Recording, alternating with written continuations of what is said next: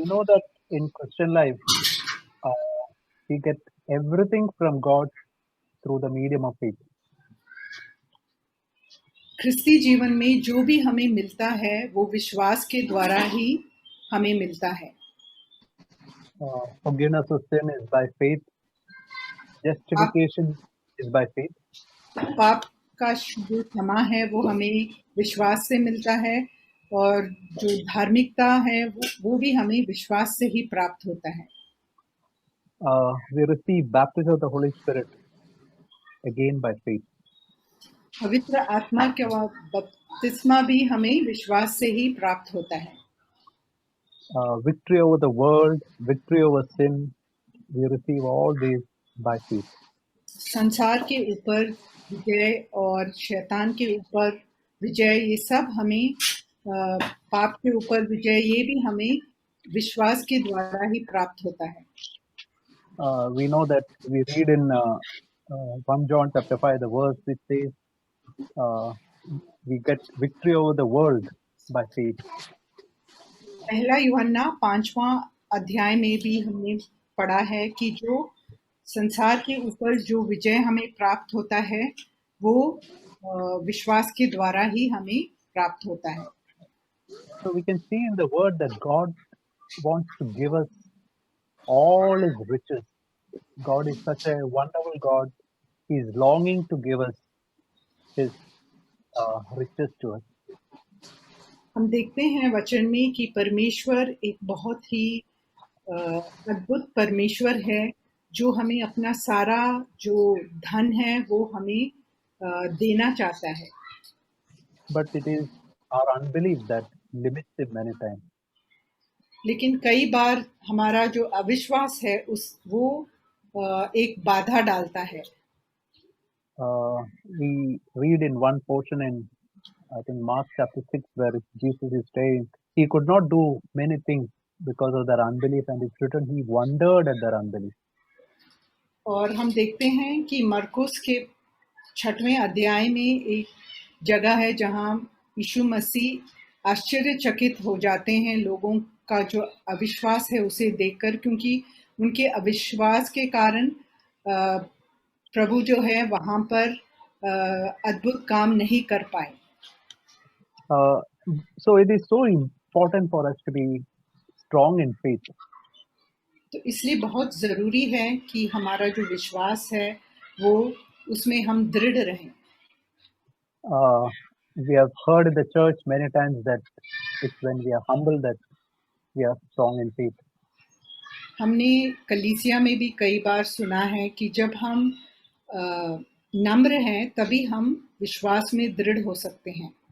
And again, when we become like a small child, believing everything that God says, that is the secret of becoming strong in faith.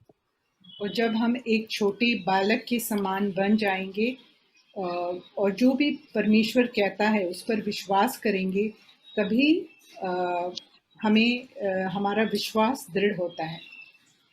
I was reading this verse in Romans 4 verse 20. This is a verse which really strengthened my heart. It's written that I'll read that verse, Romans 4:20.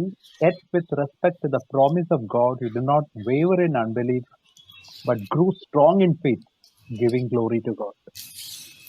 और ये जो वचन Romeo 4:20 में है, इसे पढ़कर मेरे हृदय में बहुत दृढ़ता आया। वो है, और ना अविश्वासी होकर परमेश्वर की प्रतिज्ञा पर संदेह किया, पर विश्वास में दृढ़ होकर परमेश्वर की महिमा की। So here we see another great secret of being strong in faith. That is when we give glory to God. जब हमारा विश्वास दृढ़ होता है तब हम परमेश्वर को महिमा देते हैं। This is a portion where it's written of Abraham. ये एक वचन में एक ऐसी जगह है जहां अब्राहम के बारे में लिखा गया है।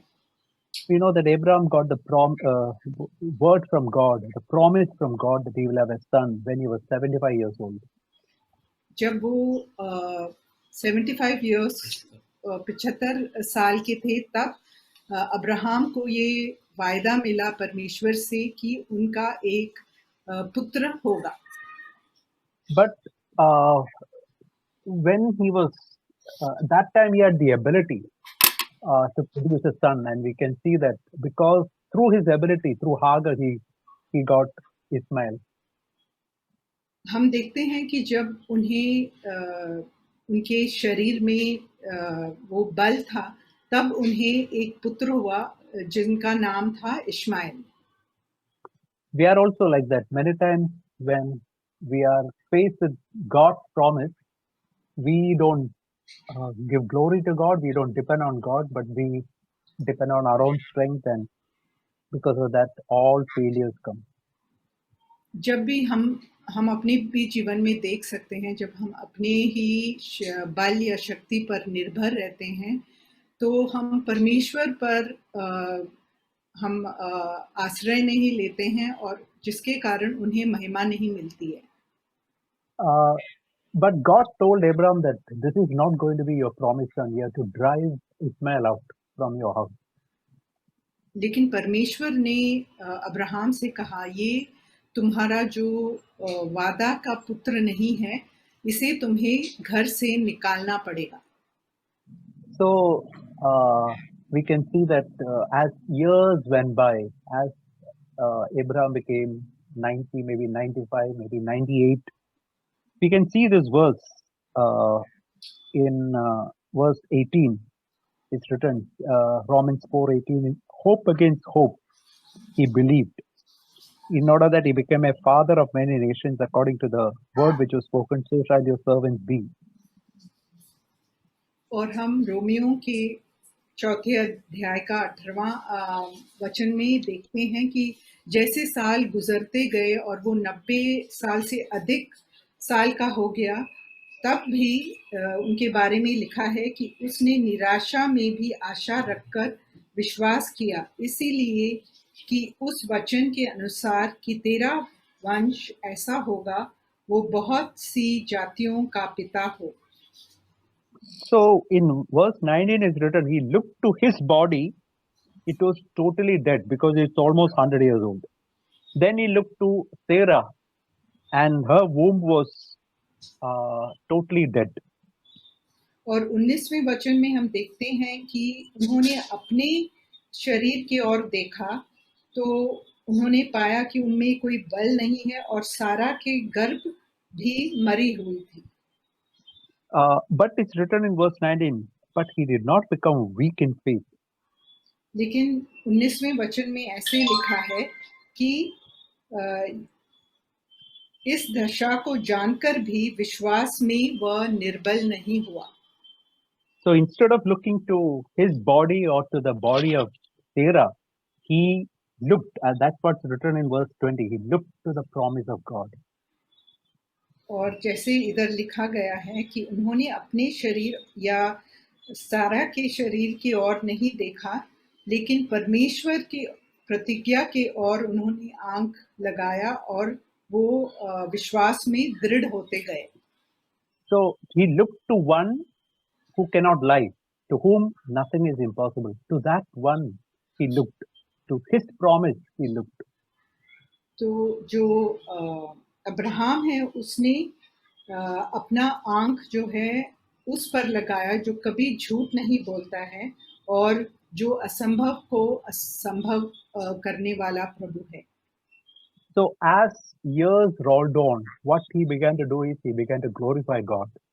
And that is the thing that strengthened his faith. He said, Lord, now there is no chance for me, no chance for Sarah, but there is only one way I can get the child, that is through a miracle totally done by God.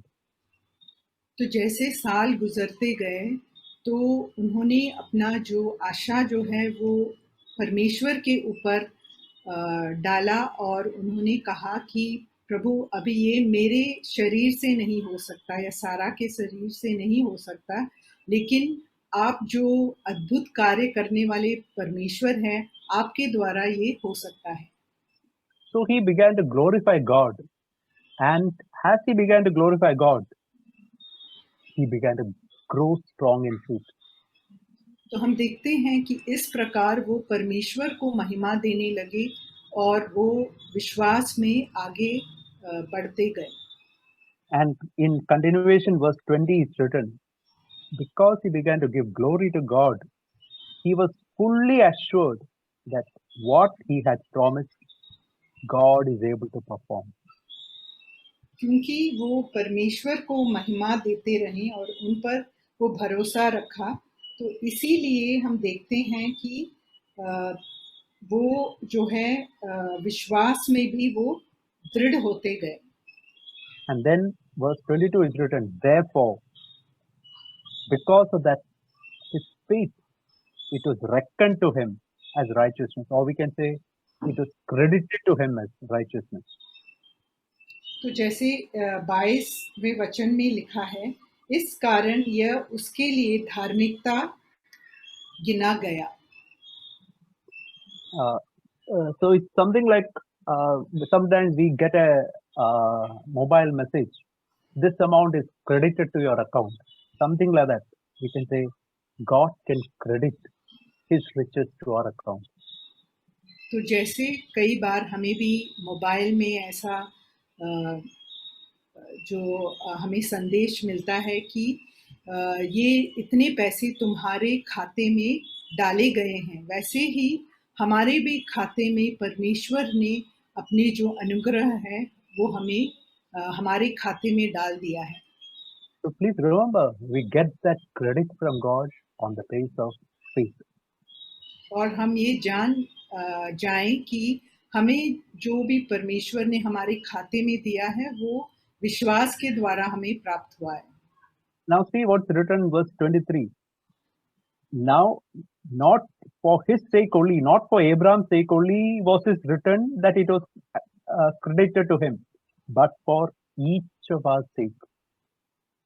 और यहाँ हम 23वें वचन में ऐसे पढ़ते हैं, और यह वचन विश्वास उसके लिए धार्मिकता गिना गया, न केवल उसी के लिए लिखा गया है, वरन हमारे लिए भी, जिनके लिए विश्वास धार्मिकता गिना जाएगा, अर्थात हमारे लिए जो उस पर विश्वास करते हैं।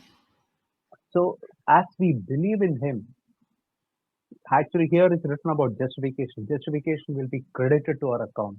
In the same way, when we put our faith in him, Holy Spirit can be credited to our account, victory over sin can be credited to account. It's all based on faith. जैसे इधर धार्मिकता के बारे में लिखा गया है कि जब हम विश्वास करेंगे तो हमारे लिए जो विश्वास है वो धार्मिकता गिना जाएगा, वैसे ही पवित्र आत्मा भी हमारे खाते में दिया जा सकता है, और जो विजय पाप के ऊपर है वो भी हमें विश्वास के द्वारा हमारे खाते में प्रभु देगा। Now we can see of another man who learned the secret of glorifying God and being strengthened in faith. हम एक दूसरे व्यक्ति के बारे में भी देखेंगे जिन्होंने परमेश्वर को महिमा दी। We can see of David. We can read in 1 Samuel chapter 17 and verse 36. हम दाऊद के बारे में पहला शमूएल 17वां अध्याय verse 36 और 36वां। So here actually David is talking to Saul and he's telling, your servant has killed both lion and the bear, and this uncircumcised Philistine will be like one of them, since he has taunted the armies of the living God. 36 which verse, brother? Chapter 17 verse 36 is there. Oh, okay. 17 अध्याय और उसका 36वां वचन।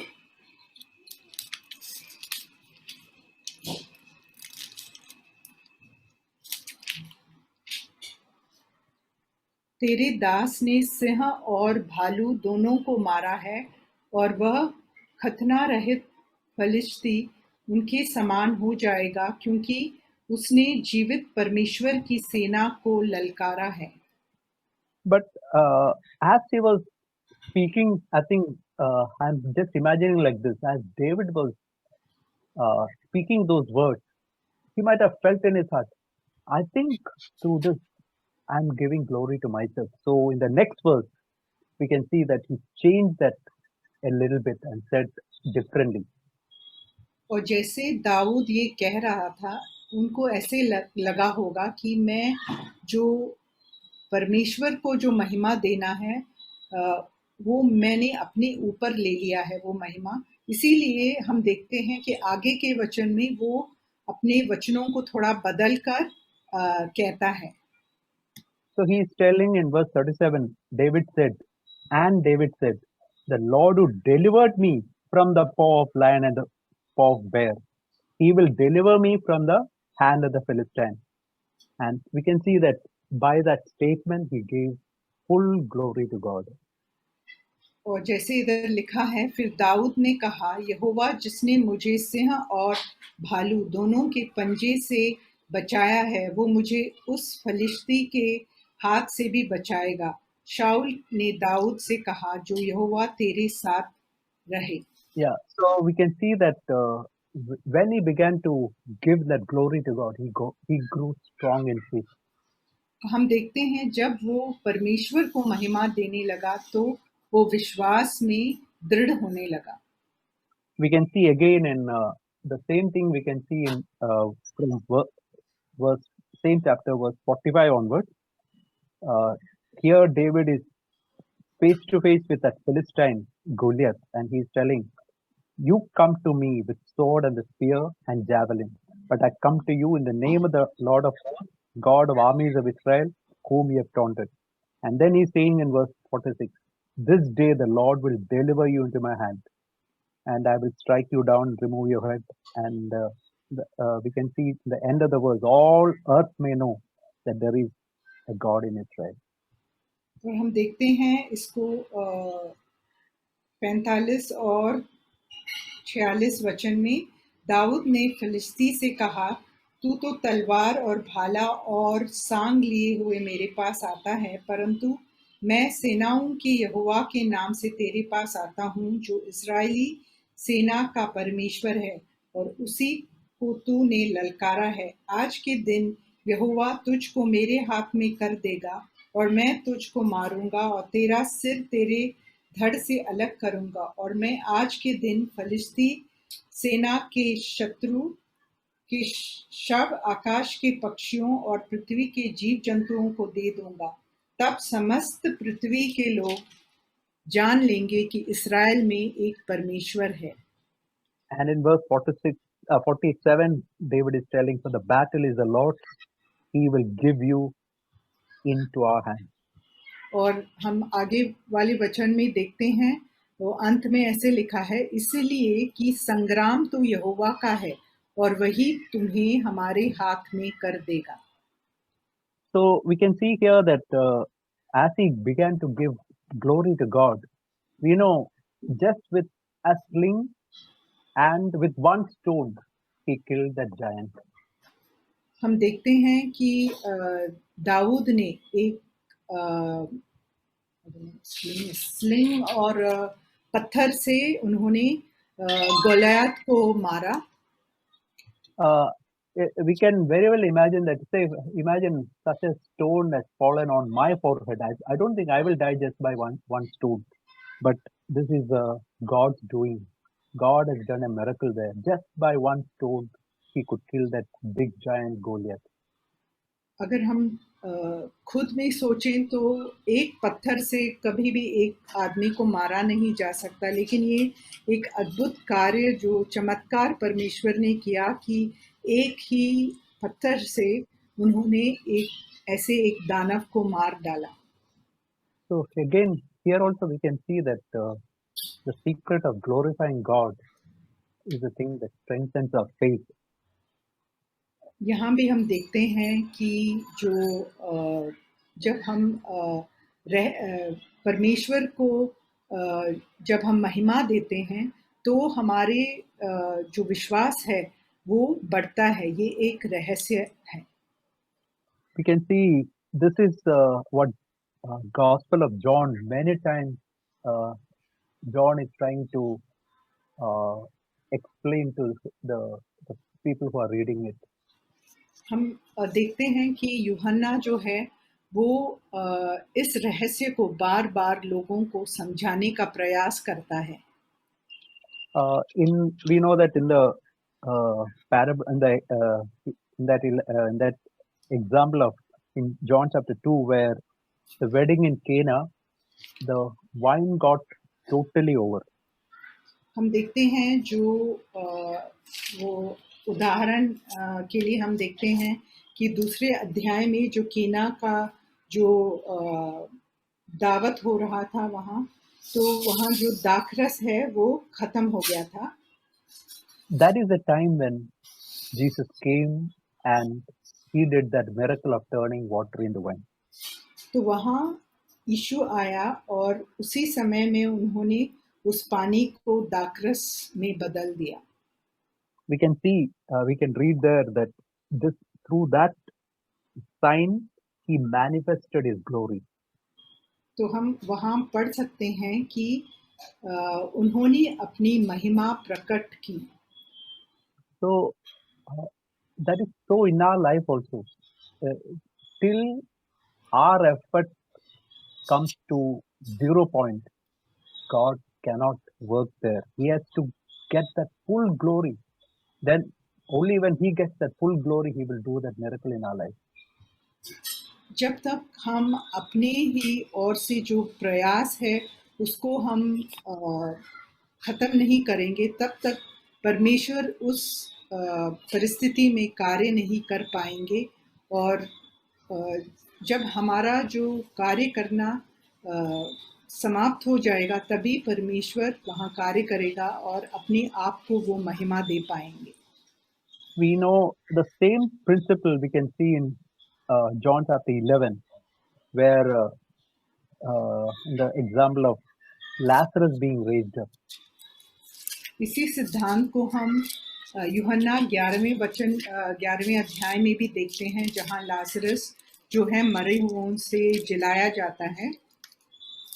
So we can see in chapter 11 verse 4, Jesus is telling this sickness, he is telling about Lazarus' sickness, he is not unto death, but for the glory of God, that the Son of God may be glorified by it. और यूहन्ना 11 के 4 वचन में ऐसे लिखा है, यह सुनकर यीशु ने कहा, यह बीमारी मृत्यु की नहीं परंतु परमेश्वर की महिमा के लिए है, कि उसके द्वारा परमेश्वर के पुत्र की महिमा हो। So after saying this, what did Jesus do? ये कहने के बाद यीशु मसीह ने क्या किया? He stayed, we can see in verse 6, 2 days longer in that place. हम देखते हैं 6वें वचन में कि ये कहने के बाद वो उस जगह में 2 दिन तक ठहरे रहे। And by the time he reached the place where Lazarus, so by then Lazarus is dead, and by the time he reached that place, Lazarus is put in the grave, and already 4 days have gone by. और हम देखते हैं कि जब तक यीशु मसीह वहाँ पहुँचे जहाँ लाजरस का मरण हो गया था, तो वहाँ वो 4 दिन तक वो जो है वो गाड़े गए थे 4 दिन के लिए।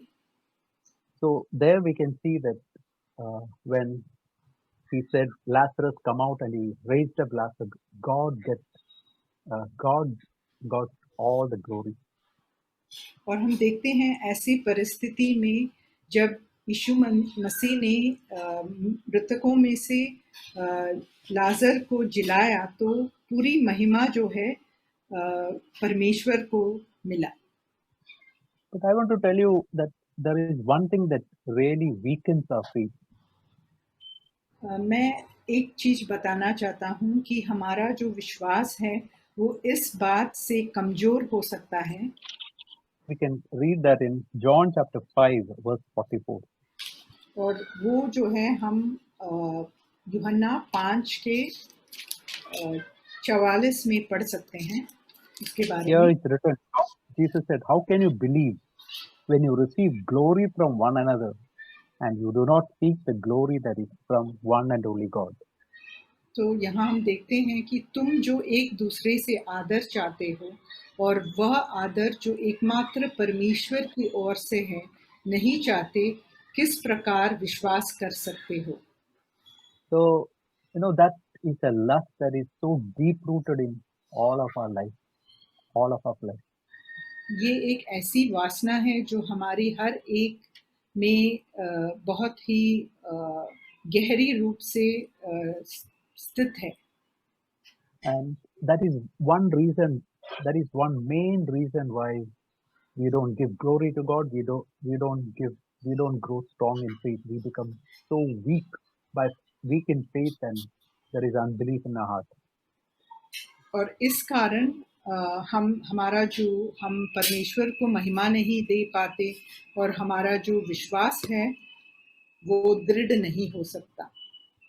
We know that in Galatians is written that when you are receiving glory from one another and do not seek that glory, how can you become a servant of God? It's written, you cannot be a servant of God in such a situation.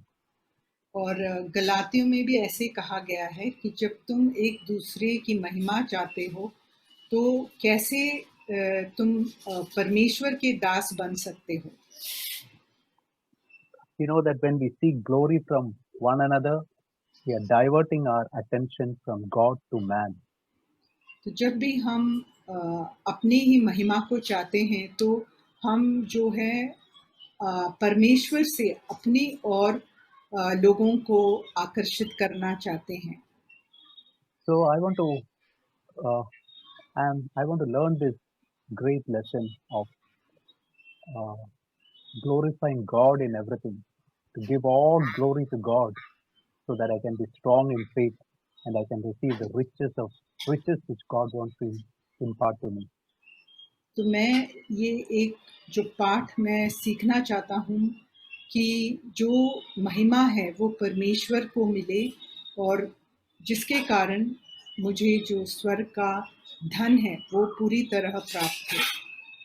We can see also in the I was also thinking of some other incidents in the life of Moses. You know that when he was standing just before the Red Sea, there was no chance for the people of Israel to cross the Red Sea. Behind was Egyptians, front was the sea.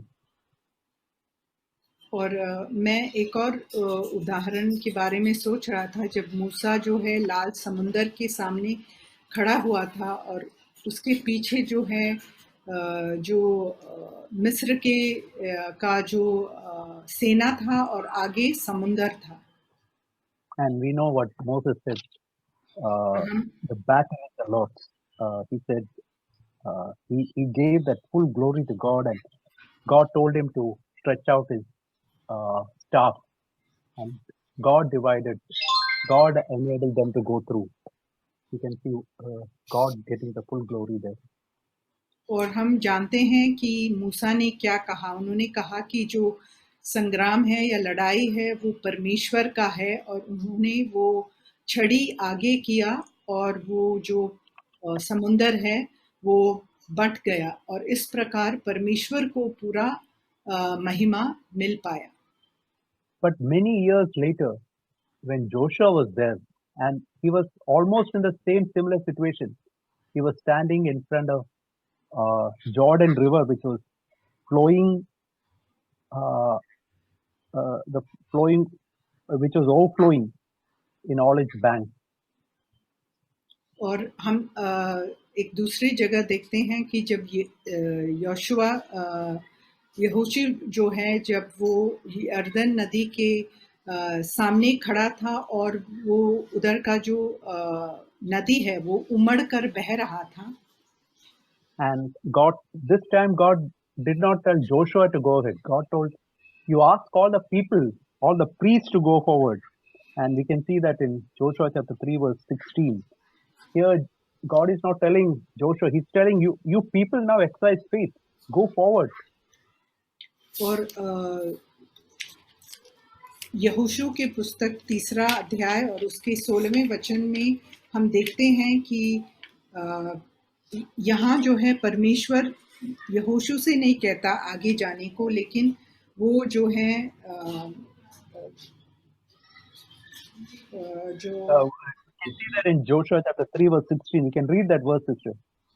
Joshua 3:16, 15. You can read that. Joshua 3:15. 3 का 15 वचन मैं पढ़ रही हूँ। और संदूक के उठाने वाले यरदन पर पहुंचे और संदूक के उठाने वाले याजकों के पांव यरदन तीर के जल में डूब गए। यरदन का जल तो कटनी के समय के सब दिन अपने तट के ऊपर ऊपर बहा करता है। And verse 16 also, read, you can read this.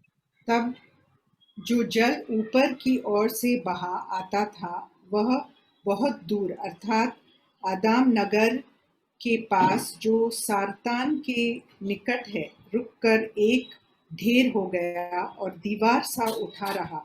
और जो जल अराबा का ताल जो खारा ताल भी कहलाता है उसकी ओर बहा जाता था, वह पूरी रीति से सूख गया और प्रजा के लोग यरीहो के सामने पार उतर गए। And we can see that God is telling in a previous verse, chapter 3 verse 10, Joshua said, "By this you shall know that the living God is among you, that he will assuredly help you to possess and defeat all these Canaanites, Hittites, Hivites, Perizzites, and all these people." Through this incident, God is strengthening their faith and teaching them that lesson of giving glory to God. And that's the way. It is God who went ahead of them and enabled them to possess all the other enemies. और 3 अध्याय का 10वें वचन में भी ऐसे लिखा है, और यहोशू कहने लगे, इससे तुम जान लोगे कि जीवित ईश्वर तुम्हारे मध्य में है और वह तुम्हारे सामने से निसंदेह कनानियों, हित्तियों, हिब्बियों, परिज्जियों, गिर्गिशियों, एमोरियों और यबूसियों को उनके देश में से निकाल देगा। इस प्रकार प्रभु ने प्रकट किया कि परमेश्वर ही उनके साथ है। We read in 1 Corinthians chapter 2 that God has become to us, Jesus Christ has become to us justification, wisdom, sanctification and redemption. और हम देखते हैं कि पहला कुरिन्ती 2 अध्याय के वचन में ऐसे लिखा है 30वें वचन में, परंतु उसी की ओर से तुम मसीह यीशु में हो जो परमेश्वर की ओर से हमारे लिए ज्ञान ठहरा अर्थात धर्म और पवित्रता और छुटकारा।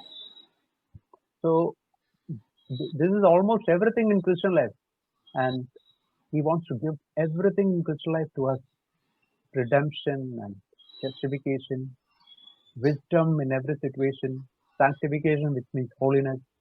And as we are connected to Jesus, all these things can flow to us based on faith.